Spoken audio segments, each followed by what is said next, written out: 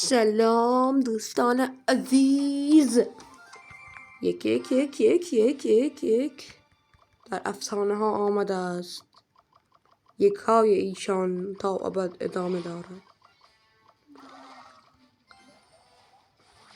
اگر دوست داشتین لایک و ساب فراموش نشه بریم سراغش.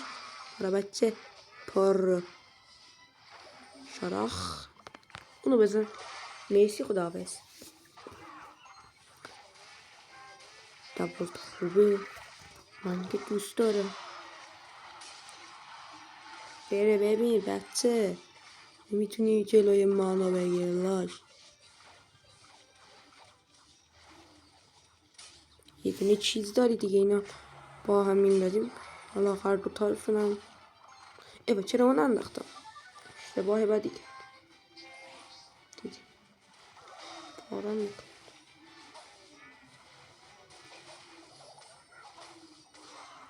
حالا بزن یه دونه دیگه بزن تمام. هات سر پیش اینو بنداز اینجا. والکری نیاز داریم. یه حمله سریع بکنیم تمام میکنیم. بنداز چه تأثیری داره.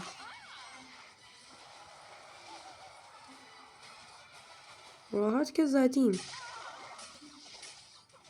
اینم از این طرف بندازیم کارش تمام میکنه.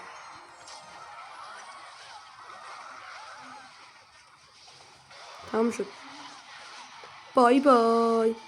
اگه دوست داشتید این ویدیو رو لایک و ساب فراموش نشه، کامنت هم بذاری عشقی. تمام.